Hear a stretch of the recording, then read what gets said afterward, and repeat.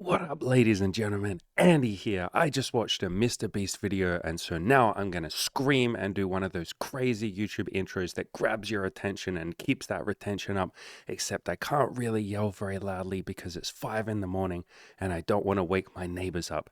How y'all going? So, 3 months ago, I did a video.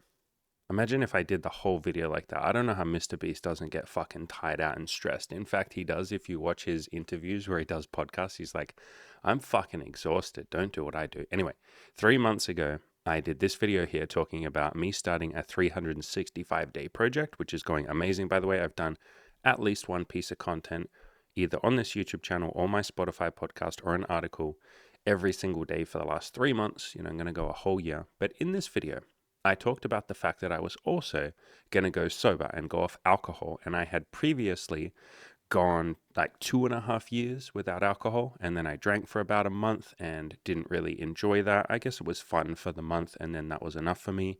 Now I'm sober again, 3 months so far. It's going pretty good, pretty smooth, pretty easy. And for me, alcohol kind of just slows me down and gets in the way of doing content for you guys and you girls and, doing the things that I want to do. And so my goal is minimal alcohol for the rest of my life. It's probably something that I'm quite addicted to. If I drink, I tend to drink more and more and more. Then I get to a point where it's like I'm drinking every day. So yeah, I'm probably going to go no alcohol for as long as I can, minimal alcohol for the rest of my life. Maybe that's forever. Maybe I go another couple of years and I drink again and then I go, why did I do this? I don't really enjoy this. And then I go sober again. So yeah, who knows? So if you yourself are struggling with alcohol addiction, or really any addiction, they're all kind of the same. The mechanism in the brain is basically exactly the same. Here's some things that have worked with me for alcohol, but you can apply these things to any goal in particular. So the first one is no alcohol in the house. It seems pretty fucking obvious, but whatever it is that you're addicted to, do your best to remove your access to that addiction. If you're someone that has a binge eating, tendency or disorder, then take all the junk food out of your house. If you have an addiction to pornography, then install a blocker on your computer. This is the one that I use. It's just called Custodio. You can just go to custodio.com. But there's other ones, there's like NetNanny and stuff like that. So remove your access to the thing or reduce your access. Make it harder on yourself. Put a couple of barriers between you and that thing.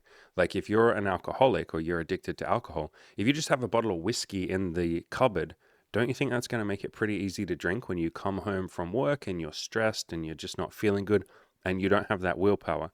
Basically, part of the way that you get rid of or reduce or make an addiction less appealing is by making it harder on yourself to actually do that addiction and then replacing the addiction with something that serves you a little bit better, because the addiction is serving a purpose. If you're drinking or you're looking at porn or you're playing tons of video games to the point where maybe it's not what you want to be doing, whatever your addiction, that's serving a purpose. It's making you feel better. It's alleviating boredom. It's helping you hit that higher state of consciousness. It's making you feel good. You don't have to be ashamed of the addiction. It's you just trying to feel good. And so what you do is you replace the action that you're taking to feel good, which right now is the addiction. You're replacing that with something that serves you a little bit better. So that could be spending time with your friends. That could be having a deeper meaning. It could be having a purpose. If you want purpose and meaning, read the book Man's Search for Meaning by Viktor Frankl. But there's a billion books that talk about meaning. My Play to Win video course talks about meaning. I'm talking about this video course right here. And there are 4 main chapters where I discuss meaning. This one, first of all, play to win instead of playing not to lose. This one's setting goals. Obviously, goals bring people a lot of meaning. This one is the map of consciousness where I explain meaning and higher purpose and all of that. And then this one, reflection, mindfulness, and gratitude. Obviously, being mindful and being grateful brings a lot of meaning. So that's all in the Play to Win video course. There's a link in the description of every video to that, and you can pay whatever you would like for that, even if that's just $1. But yeah, replacing your addiction with something that serves a higher purpose for you, obviously, is how you work through an addiction. You're basically replacing it with something that brings you more joy, or the same thing that the addiction was trying to give you, which is to feel good or to feel better if you don't feel good right now. You're replacing that with something else. But yeah, first step, make it easier on yourself. Reduce your access to the addiction. put barriers in place, porn blockers. If you have a social media addiction, which, let's be honest, probably most of us in this current generation do, this is what my news feed looks like on different social media apps.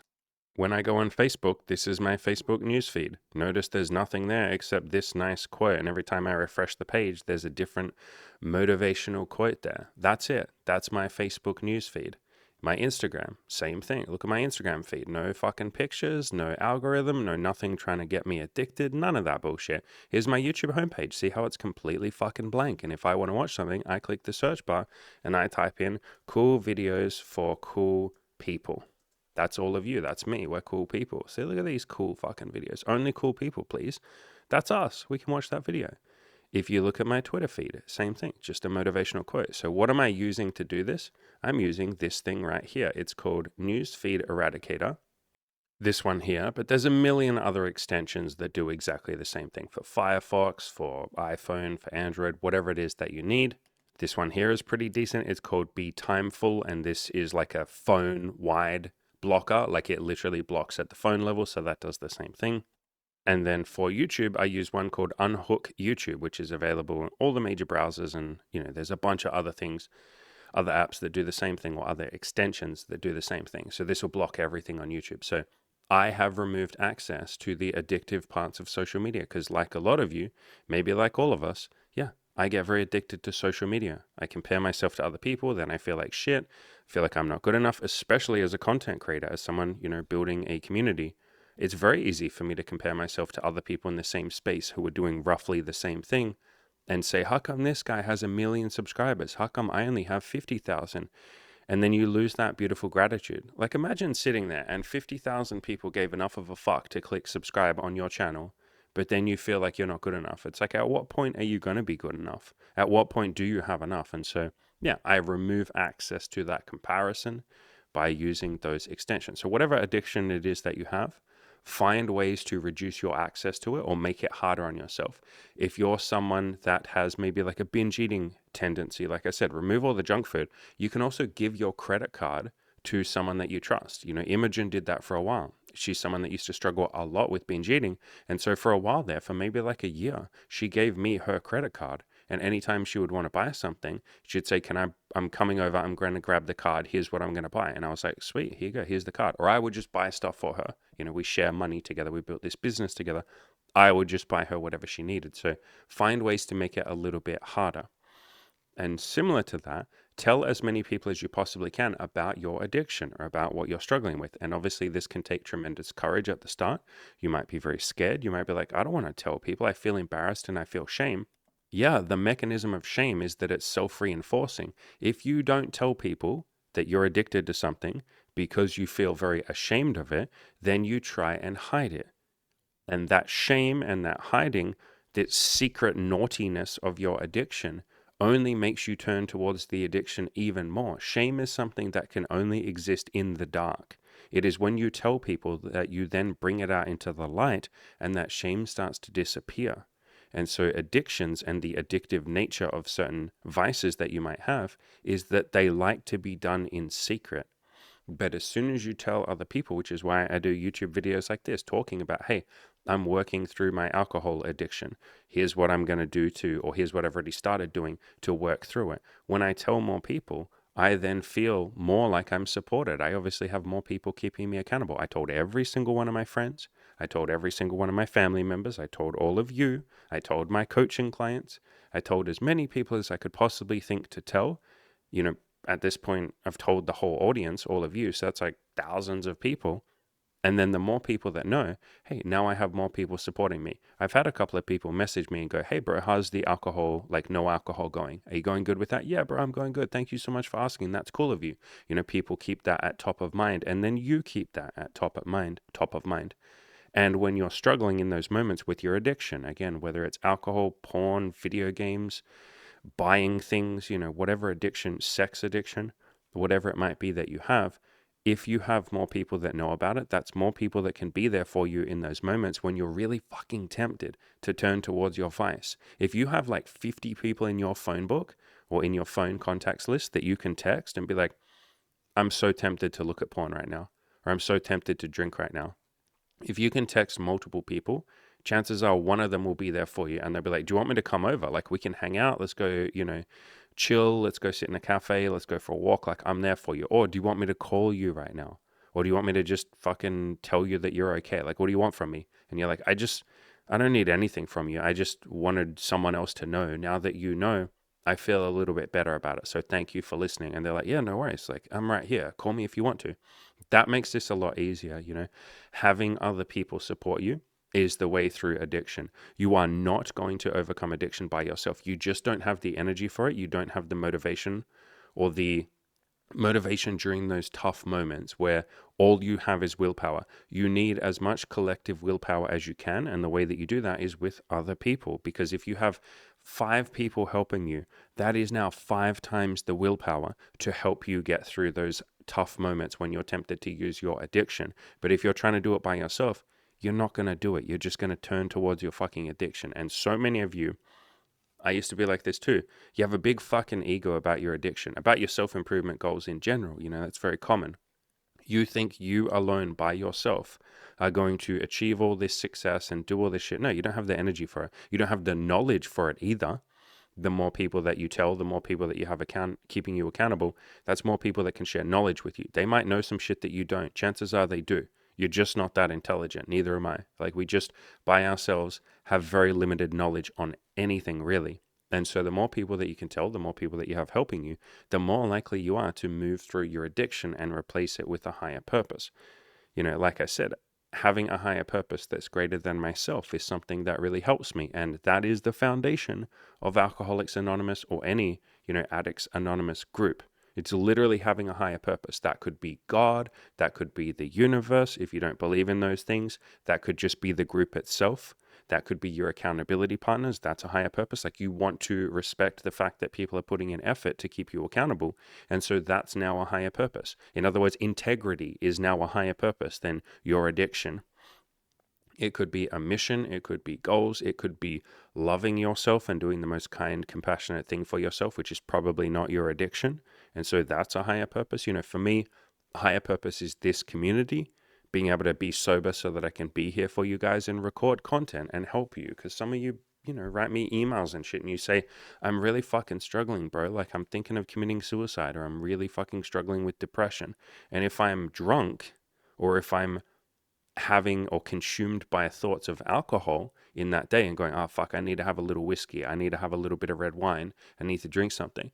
I can't be there for you, can I? I can be there for you a little bit, but not fully. There's not all of me present when I'm a little bit drunk or a little bit tipsy. And so for me, it's very important that, or it brings me a lot of meaning and joy, that I can be there for all of you when you ask me to. And so that, for me, is the biggest reason why I'm sober right now. It's like, that's really fucking meaningful to me. Imi and my relationship is really fucking meaningful to me. Imogen has been there for me for so many years at this point, 6.5 years. And she has been there through some tough times. She's been there through me being addicted to alcohol in the past, And so for me, it's super meaningful. It brings me so much meaning and joy that I can be sober, not just for me, but for her and our relationship. If I turn up to our relationship sober, I just do a better job of it. I'm just more present. I'm not fucking drunk or tipsy. My relationship with my friends is obviously very meaningful to me. Same thing. If I'm sober, I can be there for my friends. I'm not thinking of like, where can I get the next drink? Oh, when I go home, I'm going to have a drink of whiskey and that will be nice. No, I'm actually present with the person because I'm sober. Being able to serve others like all of you is very meaningful to me. And alcohol obviously gets in the way of all of that. So if you're addicted to something, so many of you just use your ego and you're using your ego and your own limited willpower to try and get over your addiction. You're like, me and my ego alone are going to stop this. I'm going to go cold turkey. I just need to do NoFap. I need to just stop jerking off to porn. It's like, it doesn't work like that. You are limited in your willpower. We are all so limited. But if you ask other people for help and you sit down and come up with some higher meanings, then in those moments where you're tempted to jerk off to porn, or you're tempted to like drink alcohol, or you're tempted to go and buy something if you have a shopping addiction, or you're tempted to binge eat, or whatever it might be, if you have that higher meaning and that higher purpose, and you have told other people about your addiction, even if you're worried about judgment, still take that leap of courage to tell them. If you have that higher purpose in other people, it's not as fucking tempting, or the temptation is the same, but now you have a temptation to do a higher purpose, and that becomes way more tempting. And so even though it takes a little bit of effort, it doesn't take anywhere near as much effort to choose that higher meaning, because it almost pulls you towards it. That is the point of things like Alcoholics Anonymous. It's such a higher purpose. The group or God or the 12-step program itself, any of those meanings, or you figuring out your own meaning, which is obviously what that program helps you do, that pulls you and compels you. It pulls you towards it. You're pulled towards that higher meaning. It doesn't take you pushing yourself with willpower, which again is limited, especially in the moments where you're feeling low energy, or you're tired, or you're stressed, or something happens in the external world that upsets you. In that moment, you don't have much willpower. You might have no fucking willpower, but you are pulled towards your higher meaning. It's almost like the higher meaning is greater than you. That's the point. And your ego satisfactions of choosing the addiction, they pale in comparison to that higher fucking purpose, or that greater meaning, or that mission that you're on. For some of you, maybe that's what resonates with you. You're like, I just want a mission. I want to be on a fucking mission. I want to be on a purpose. And that's what's going to compel me and pull me towards choosing that, rather than choosing my own sort of smaller ego addiction, the alcohol or the porn or whatever it might be. So come up with some sort of higher meaning. And if you struggle with that, go to something like Alcoholics Anonymous, or find support groups for whatever your addiction is, or go to a therapist, or you're welcome to hit me up for coaching. Any of these things, but find someone that will help you figure out what your higher purpose can be. Having the higher purpose of like, I'm going to get sober. It's like, that's not a higher fucking purpose. That's you just like playing not to lose. That's saying, I don't want to be addicted. That's not a higher fucking purpose. That's you once again just talking about the addiction. Phrasing the addiction in the negative is still talking about the addiction. What I mean by that is saying, I want to get over my addiction. You're still talking about the addiction. Why are we talking about the addiction? Talk about the higher fucking meaning.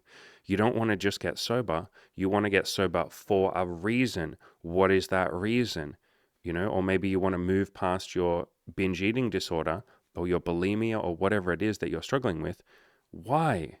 Why do you want that? And then you go, well, because it's very important to me that I can look in the mirror and love who I am, instead of beating myself up with this addiction. That's beautiful. So you want to love yourself. That is a higher purpose. But I would go even greater than that, because that's still you focusing on yourself. That's a beautiful first step. Amazing. Great. Write that down. But then the higher purpose might be, I want to love myself so that I can give that love to other people. Okay, there we go. Now you're on a bigger meaning, or a bigger mission. You have higher purpose. You're now doing this for the rest of the world, so to speak. And the rest of the world might not know you're doing this. That doesn't matter. But you're doing this so you can go outside and be nice to people, because you love yourself, and then you're going to spread that love. You're doing that for the old lady that's crossing the street that you want to be nice to, or the mother and father that have a newborn baby that you'd love to just be like, oh my God, you guys are great parents, but you feel too ashamed to say that to them. You're doing it for your friends who care about you, that you'd like to be able to give back to. You're doing it for your family, as a form of gratitude for them raising you. You're doing it for other people. And so come up with all of that, write all of that down. That is the higher purpose that's going to compel you, or pull you towards breaking free of your addiction and picking some sort of higher meaning or higher purpose, dedicating yourself to something greater than just you and your ego. It is the ego that brought us to addiction. It is the self that brought us to addiction. We were feeling sad, so we chose the addiction. We didn't feel good, so we chose the addiction. We wanted to feel good, so we chose the addiction. But the way out of that is by choosing something greater than just you yourself. Because again, you yourself are just one person. You're very limited in your willpower. You just are. Even though a lot of you, I used to be like this too, you have a big ego and you're like, no, I'm not. I'm going to be David Goggins, and I'm going to be a top G, and I'm going to do everything myself, and I'm going to get it all done. No, that's not how that works. Nothing that I have done in my life, no success that I have built, nothing that I have achieved has been by myself. None of it, not even remotely close. I have had hundreds or maybe thousands of people that have helped me, people that I have learned from. I have several coaches. I have all of you here supporting me, helping me. I have Imogen. I have all of my friends. I have my family. I have every book I've ever read, every educational YouTube video I've ever watched, every audiobook I've ever listened to. all of that stuff. I haven't done jack shit by myself. I can't imagine doing anything by myself. I didn't overcome my depression and suicide by myself. I didn't go through prison and come out of that happier and healthier by myself, not even fucking remotely. I did not, get through lockdowns and all the craziness of 2020 by myself. Fuck no. I did not build this community by myself. Oh my God, are you serious? No. So many people helped me, especially Imogen and Cam. I have not done jack shit by myself. But it's the ego part of us that wants to say, and I used to say this all the time, I am the greatest. I did everything myself. It was all me. I get all the credit. I'm going to hoard all the credit.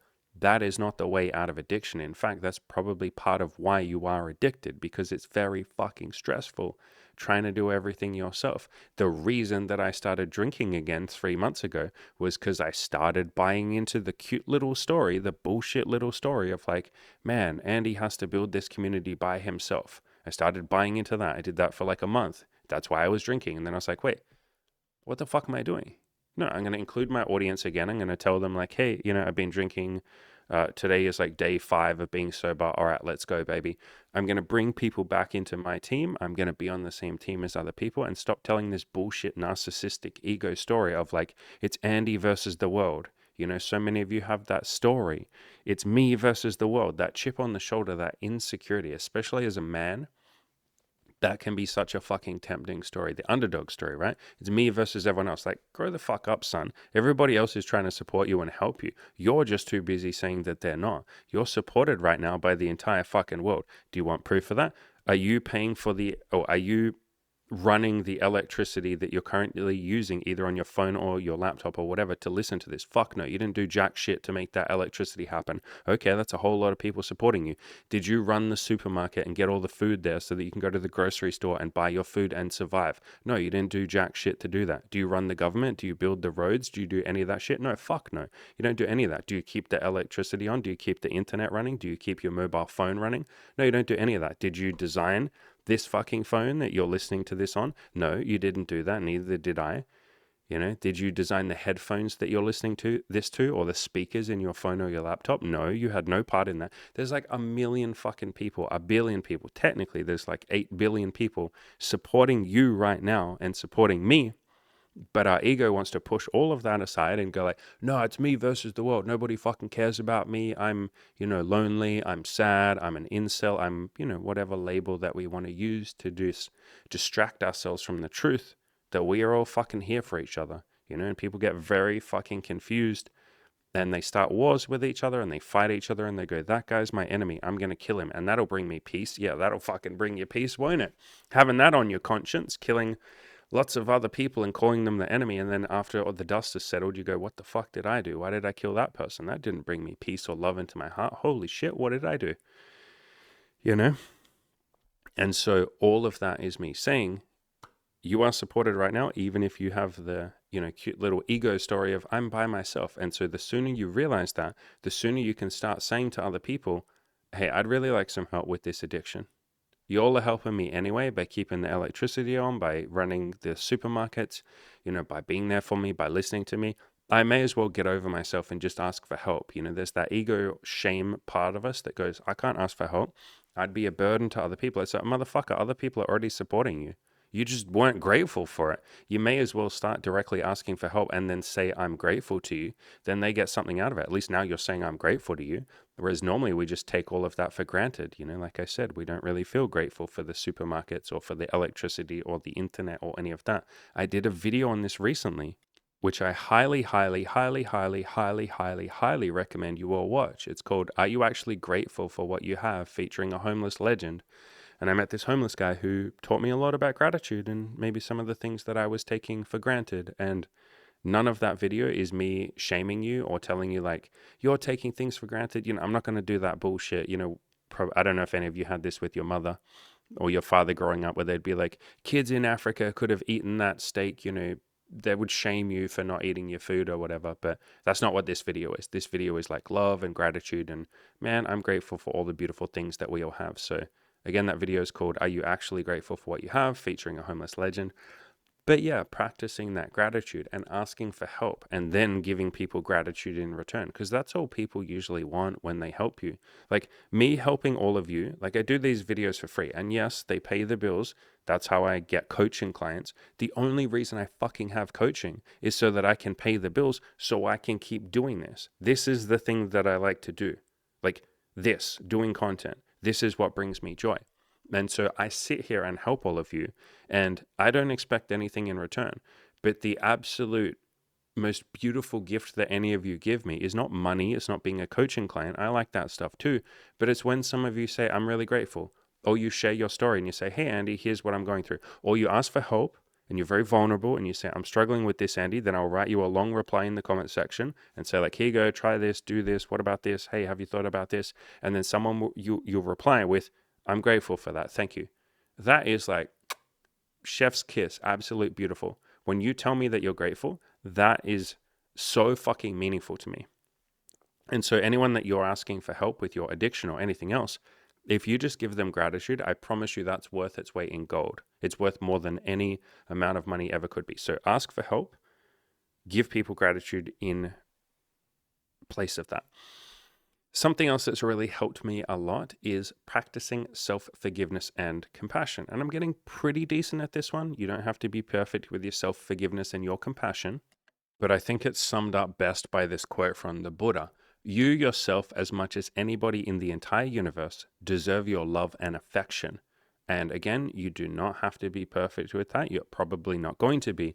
But a lot of the cycle of addiction comes from beating yourself up. You know, you use your limited willpower by yourself and the limits of the ego rather than a greater purpose or other people or being part of a group or getting therapy or any of that. Like, rather than having other people help you, you try and do it by yourself. And obviously that doesn't really work out 99.9% of the time. There are some exceptions out there and they're very glamorous and they appeal to your ego, which wants to jerk itself off and be like, wow, I gave up my addiction by myself. I get all the credit. Aren't I great? Look how great I am, you know? But 99.9% of the time, no, that's not how people work through addiction. And you all know that on some core level. It's just that we forget that. But how many times have you heard stories of sobriety and they're like, yeah, I went to AA meetings, or I had my friend help me, or I got therapy, or I had a higher purpose, or I started thinking about what I really wanted in life and alcohol wasn't it. So I started thinking about what I wanted and then I started doing that instead. Like everyone talks about a higher purpose. Almost nobody says it was just me and my own fucking ego. Basically, no one ever says that. But you think that that's how you're going to get over addiction because that's glamorous. It's sexy. It's exciting. Look at me and how great I am, you know, but the pathway through addiction is letting other people help you. But when you're trying to do it by yourself and just use willpower, that might work temporarily. And that's where the illusion comes in. You go, oh, look, shit, I can go 2 weeks without alcohol or 2 weeks without porn just with my willpower alone. Wow, maybe I can do this by myself. But then that runs out, or you hit a snag, or you have a day where you're feeling emotional or whatever else. And then you go straight back to the addiction, right? Then in that moment, you feel like shit. You beat yourself up. You're like, what the fuck is wrong with me? Why am I like this? There's nothing wrong with you. You're just one person. How can one person overcome an addiction? An addiction is a habit. A habit is something that is easy to do. And so, of course, you're going to do the thing that is easy to do. That's why you need other people to give you some willpower or to give you some love or to give you some motivation or some meaning or some inspiration. You know, fucking inspiration is the way out of addiction, not motivation. Okay? But in those moments where you fall back into the addiction, you feel like shit. You beat yourself up. You feel ashamed. You feel guilty. You guilt trip yourself. But guilt tripping yourself only makes the addiction stronger because you're once again focusing on it. You sit around talking about it. You know, you go, wow, I'm such a piece of shit. Why did I do this? I should stop looking at porn. Why can't I stop looking at porn? Man, I wish I didn't look at porn. You just said the word porn 3 fucking times. You know, it's like Beetlejuice. You say it 3 times in the mirror and it will appear. You just said porn 3 times. It's more likely to fucking appear. You're focusing on it. You're just reinforcing it. And with all of that guilt and shame that you feel for the addiction, that makes you feel awful, which makes you want to feel better. And what makes you feel better? Your addiction. And so you just complete the fucking cycle. But the way that we break out of addiction is not by choosing the stuff that's low down on the map of consciousness. This is called the map of consciousness. I talked about this a ton in my Play to Win video course. There's an entire chapter on it in the Play to Win video course. But essentially, this was made by a psychologist and also a spiritual teacher. And it's just a mapping of the main emotions that human beings feel.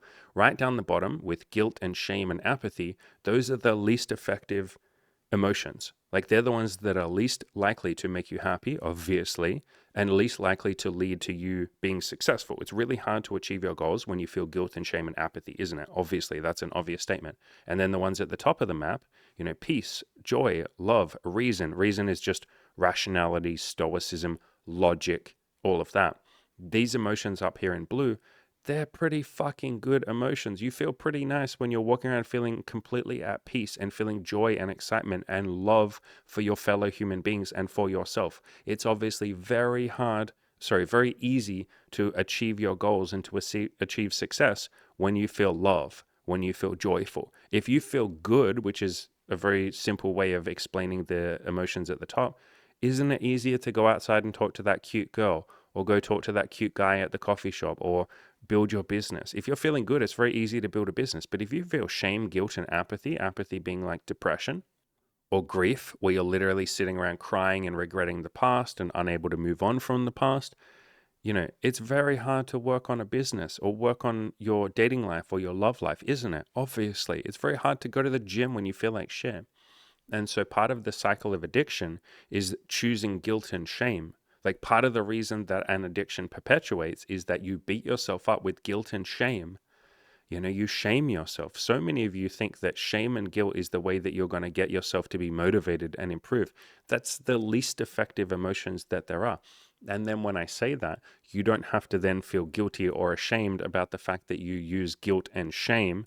A lot of the time when I point out this map of consciousness to people, they'll go, holy shit, dude, you're right. I am down at shame and guilt most of my life. I'm beating myself up for everything. God, what the fuck is wrong with me? And I'm like, my beautiful friend, are you just indulging? And it is an indulgence. Are you just indulging in a little bit more guilt? And then they're like, oh, fuck. Wow. Bro, that's tenacious. That's wild. Yeah, bro, my brain just goes to shame and guilt all the time. And it's like, yeah, because that's just a habit that you've built. So obviously the emotions at the top are the ones that are more motivating. I try and be as peaceful, as joyful, as loving, and as reasonable or rational as I can in my content, because those are the emotions that will help you guys and girls the most. And so with this map of consciousness, if you're addicted, and if you beat yourself up for your addiction and you're sitting right down the very bottom in guilt, shame, fear, grief, anger sometimes, if you're down the bottom, very hard to get motivated, especially if you're just one person. And so now maybe you can start to see the benefit of having other people help you, whether that's friends, whether that's people who've been through the same addiction as you and overcome it, whether that's Alcoholics Anonymous, whether that's a psychologist. And by the way, most psychologists, or a lot of psychologists, are up in like reason and logic, or at least somewhere like courage. They're going to give you the courage to start working on this thing. Going to therapy is an act of courage. So that automatically moves you up into the yellow area of this map. You're way more empowered when you feel courageous or when you show some courage. It's why I say to all of you, take little baby steps. I'm trying to give you that little motivation to take a little tiny bit of a courageous step so you can start building courage. But people who are higher up on the map are going to be able to help you more. And so Alcoholics Anonymous is somewhere that is up in love. Any of you who have been to Alcoholics Anonymous meetings will know, yeah, there's a lot of love and compassion in the group. They don't judge you. They never judge anyone. That's one of the tenets of the group. They love people. They've been through the same things that you've been through, so they understand you, and they will love you, and they will pull you up to love. It might take a lot of effort, because you might have to go through this whole map all the way to get to love. You might have to go through every emotion below that. You might have to process a lot of guilt, a lot of shame, a lot of beating yourself up, a lot of anger. But they are at love, and that's where they want you to be. And you secretly want that too. I think everyone wants to feel love and peace and joy.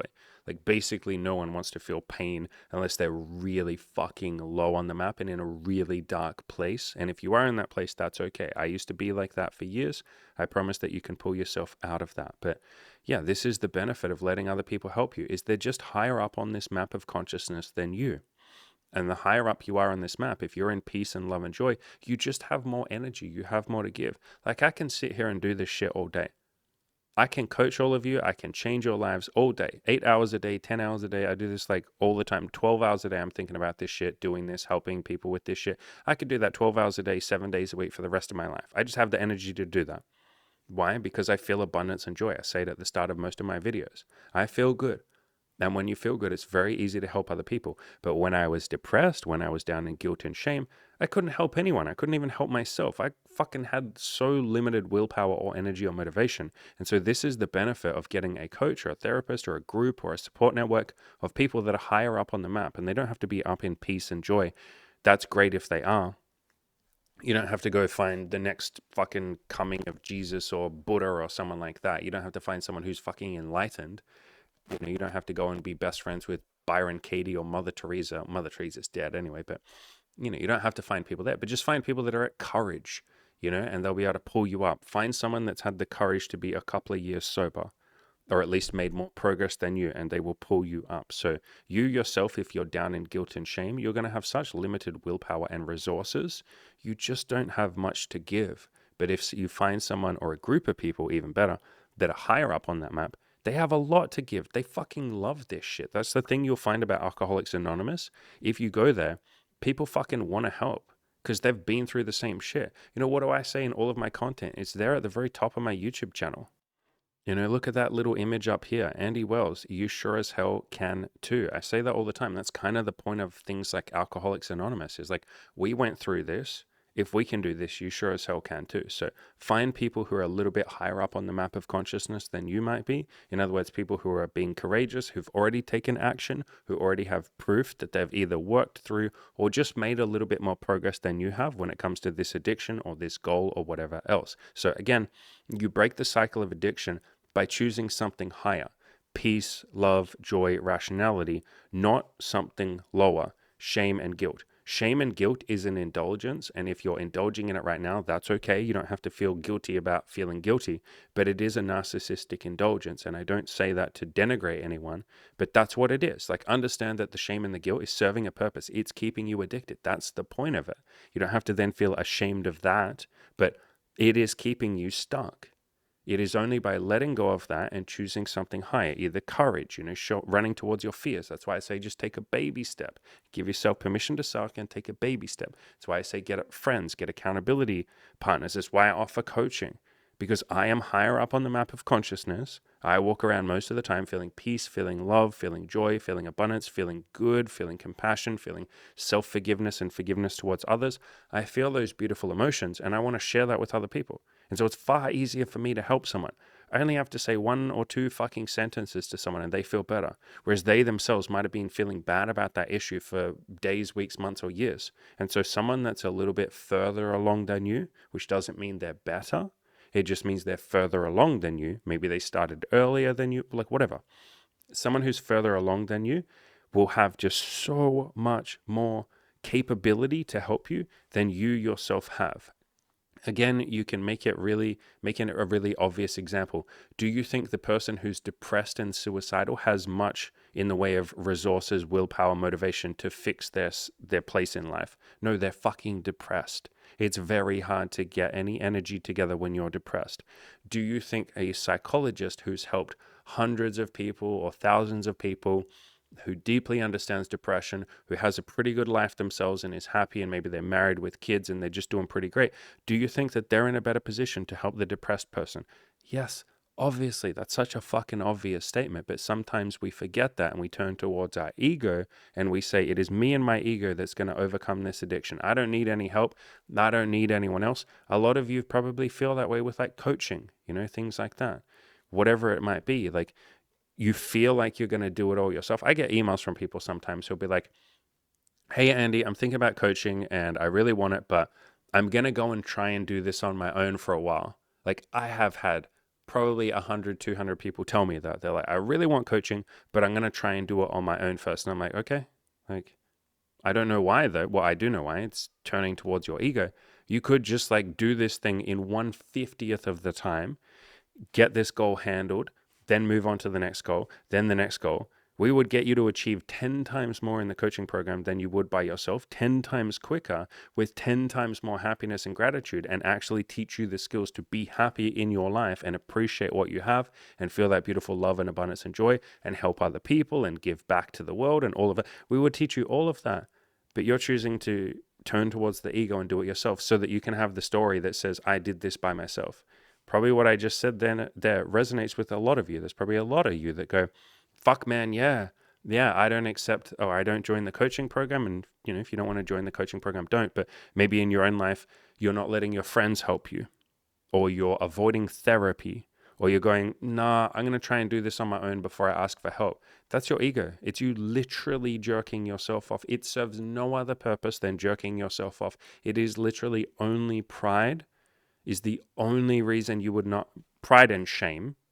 Those are the only two reasons why you would never ask anyone else for help. Because you feel too ashamed to ask for help. You think you're a burden. And if you feel like that, that's okay. I felt like that for a long time. That's why I didn't work through my depression, because I felt too much shame to ask for help. And it's also pride. It is pride of like, nah, I'm too good for that. It's kind of a weird dichotomy. When you're feeling so much shame about who you are, you also simultaneously feel weird pride. You're too good to ask for help. So you're simultaneously a piece of shit, but then also too good to ask for help. That was how I lived my life for like 8 or 9 years. And when I was able to move through that and actually let people help me who wanted to help me, my family, my friends, I didn't have any friends back then, but my family, all of my relatives, therapists, all of these people who wanted to help me, who got something out of it, they genuinely fucking loved helping me. When I let them help me, I achieved 10,000 times more. So again, it's that pride/shame dichotomy. They're just two sides of the same coin. You're either feeling too much shame to ask for help, too much shame to, join my coaching program or pay a therapist or reach out to your friends or to get a support, like any of these things. You're either feeling too much shame, or you're having that thought that's like, I'm too good for that, or I'm going to do it on my own. That's pride. Understand that is narcissistic pride, saying, I'm going to get all the credit myself. You don't get all the credit yourself when you achieve a big goal anyway. If you're honest, if you have integrity, you will admit that a lot of people helped you get there. If you're integrous, you'll admit that. A lot of people don't. There's a lot of people on the internet who've built big, beautiful things with the help of a lot of people, but then they take all the credit. Probably a really good example of this is like the music industry. Basically, every single pop star doesn't give any credit to the producers who made all the actual music. All the singer did was sing, and that's obviously something incredible. And the singer does, is the image, but they didn't do any of the marketing. That was a whole bunch of people, but they never really talk about that, do they? Just Taylor Swift, for instance. Nothing against Taylor Swift, but like, she's just the one that comes to mind. Does she give credit to the people that made the music? Does she give credit to the marketing team? Does she go, we just got a great team, shout out to my team, they're amazing? Maybe she does, and I've just never heard it. None of this is to denigrate anyone, but that's like probably the best example I can think of an industry where the person who's the marketing image, like I'm talking about the pop industry, not all music, but the pop industry, the person who is the image, like the singer, they get all the credit, and like everybody else who helps them, none of the credit. For a flip side of this, someone that I like the way they talk about their team is Roger Federer. He's retired now from tennis, famous tennis player. And Novak Djokovic, same thing. Novak Djokovic is currently still playing. He's like, best in the world sort of thing. Both of them talk a lot about their team. Novak Djokovic in particular, he said, like, I got a great team. I have like 15 people that are part of my inner circle that really help me. I got nutritionists. I got several coaches. I got people that help me with my sleep. I got a spiritual coach. I got a self-improvement coach. I got a therapist. Here's their names. All these people, yeah, they're fucking great. Like, I wouldn't be here without them. They literally built me.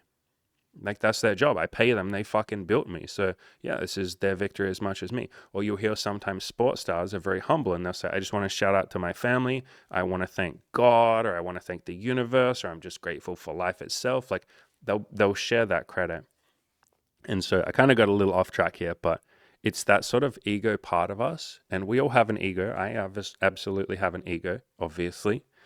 It's that ego part of us, that narcissistic part of us that wants to say that I did everything myself and I get all the fucking credit and I'm not going to let anyone help me and I'm going to be too good to ask for help.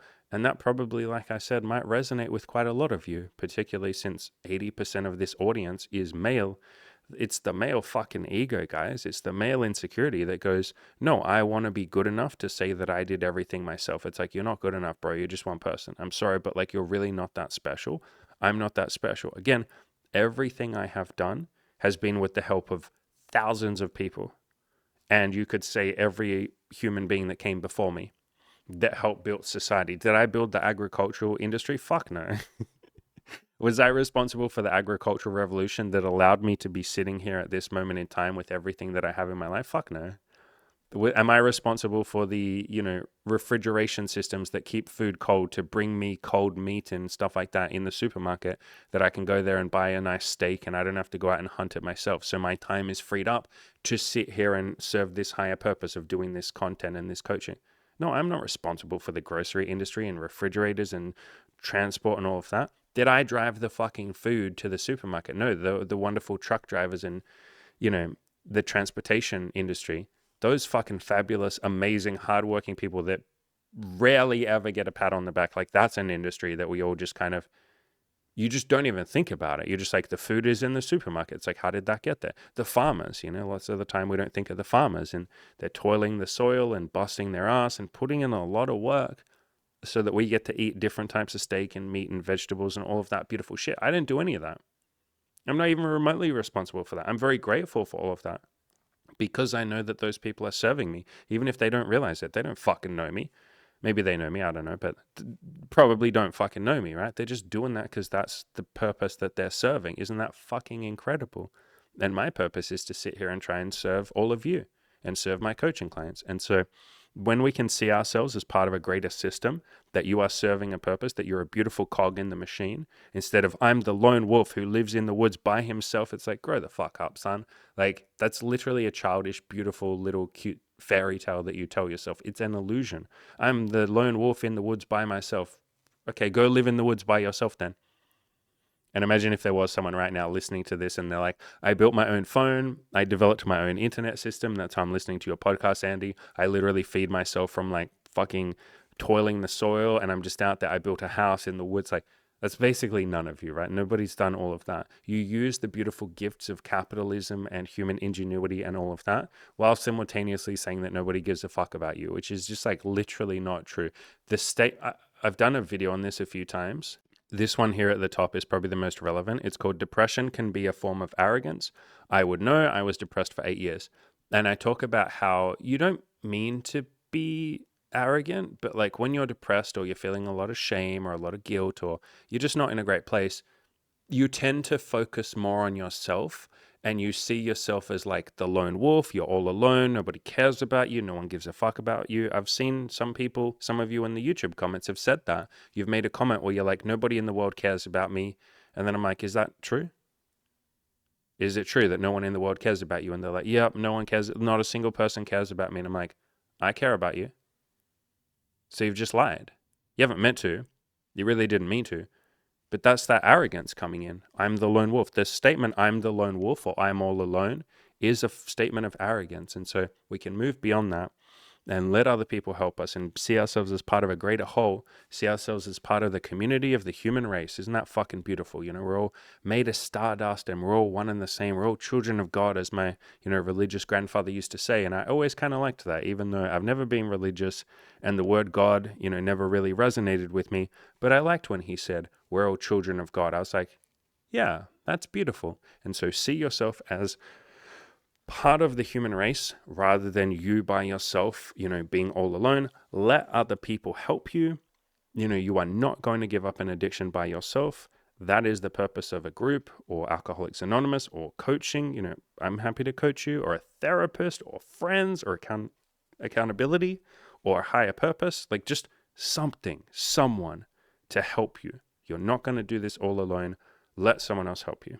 Like I said, if you want my help with that, I will leave links in the description to the coaching program. We have payment plans, all of that stuff. Like I said before, don't be the, beautiful ego person who says, I'll sign up for coaching when it's the right time, or I'll sign up for coaching once I've tried to give it a good go myself.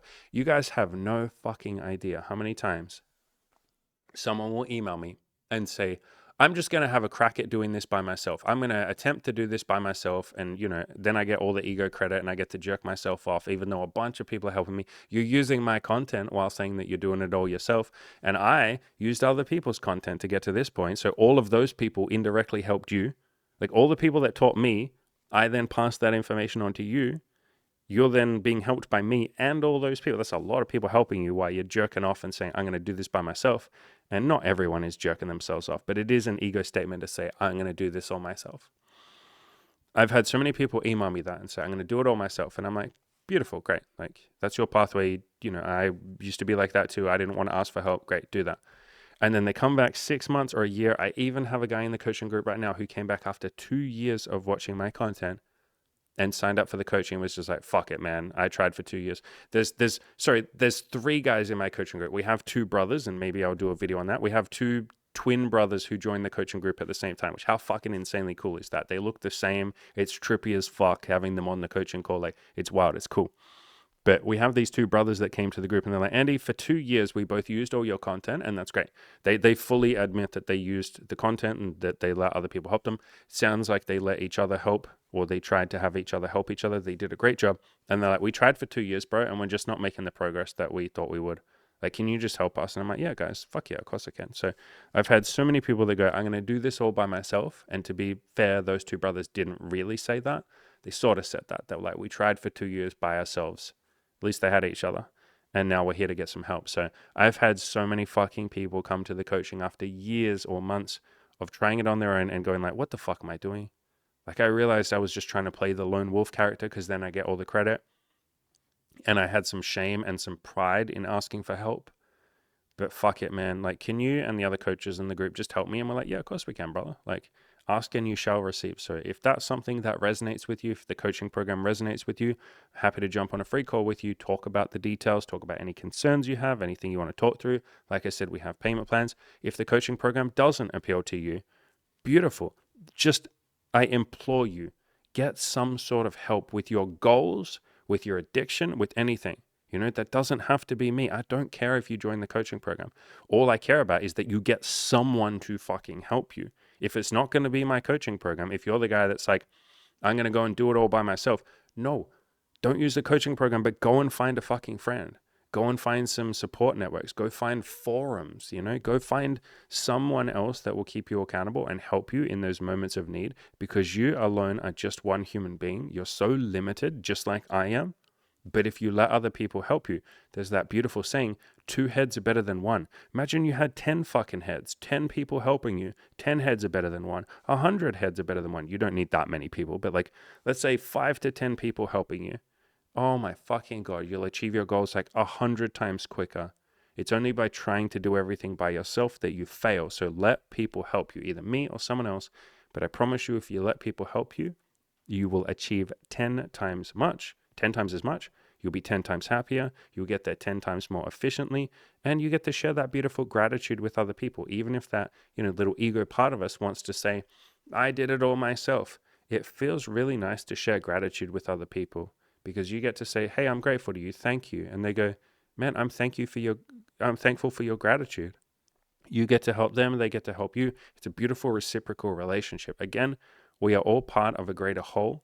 We just like to tell ourselves the little arrogant or depressed or shameful or prideful story of like, I'm all by myself. But I promise you're not. And as I say sometimes in YouTube comments, if you're sitting there, maybe you're depressed, maybe you're feeling a lot of shame, maybe you hate yourself, and that's okay. I felt like that for a long time. But maybe you believe the lie, I'll say that a little kinder, you believe the story that you're all alone and nobody cares about you. But I promise you, there are people out there that care about you. And if you really genuinely feel like nobody on the entire fucking planet supports you or cares about you or loves you, I love you.